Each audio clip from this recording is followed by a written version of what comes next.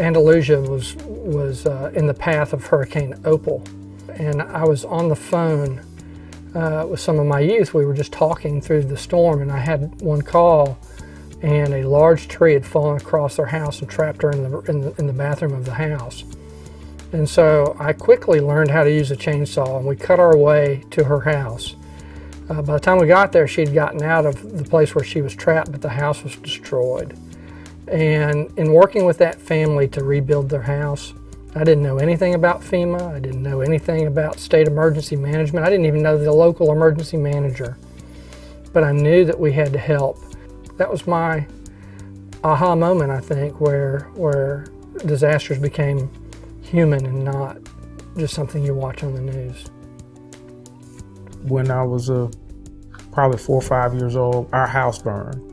And I can remember leaving, going to kindergarten, and then some people came, and that was unusual to after breakfast and to go back and your house is gone. So having that personal experience of being a survivor, of having everything that you have to be, gone, and realizing that people are there, to care and help.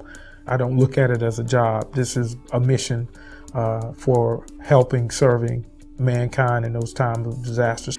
We saw families standing in line at 2 and 3 in the morning for food cards. And to see people that have worked all their lives from sunrise to sunset on their fishing boats, and very independent people needing that type of assistance, was very humbling. We got word that the Emergency Operations Center in Tuscaloosa was directly impacted by the tornado. And these are people that we work with every single day. And these are not the folks that are supposed to be impacted by a storm. But yet that's where we found ourselves, is wondering, were they okay? It took a few minutes, but they finally got word out that they were okay, but trapped inside. There's not much worse than not knowing if someone's okay after a disaster. I've been with Red Cross for 38 years here in the Acadiana area. I've seen a lot of changes that have come, a lot of good and bad. And I get a lot of comments from people that are saying, well, why aren't you at Red Cross? You could make a lot more money somewhere else. Yeah, I probably could, but I probably wouldn't enjoy the work. I feel a need to help people. And this is an avenue I have that was given to me that I could help. And I plan on doing it as long as I can. I would not do anything else other than what I do. I spent some time in South Mississippi after Katrina working with FEMA. Wanted to come back home to Jackson because my children lived here, and feel very blessed to being hired on or working with the Mississippi Commission for Volunteer Service, because volunteers are our greatest resource. There are many different reasons to want to work with a nonprofit and to work with people in the Gulf. But when you're a volunteer, the desire is not for a good paycheck. The desire is not to have good camaraderie. The desire is not for career advancement. Those all may be included. The reason that we're down here, the reason that we're working, is only one reason, and that is to help the people in the Gulf. And we want the people in the Gulf to succeed. That is why we're here, people on the Gulf. When you look at what a house is, it really is,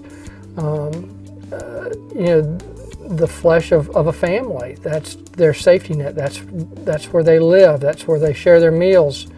And when that's disrupted, their lives are disrupted. And so there is no way to overexpress what volunteers can do in a disaster and helping individual families to recover from those disasters.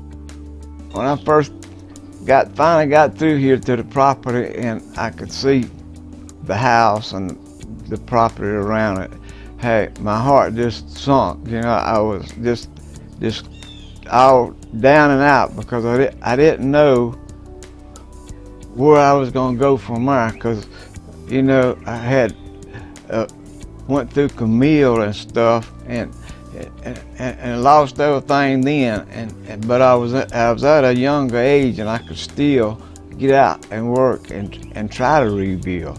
But you know, with this storm, I was at an older age and disabled and wasn't able to work. So you know, I didn't know what I was going to do. When you live in a camper for 6 years and you get home, like I said, it's like you turn around and nobody's right there under you. It's wonderful. It's just wonderful.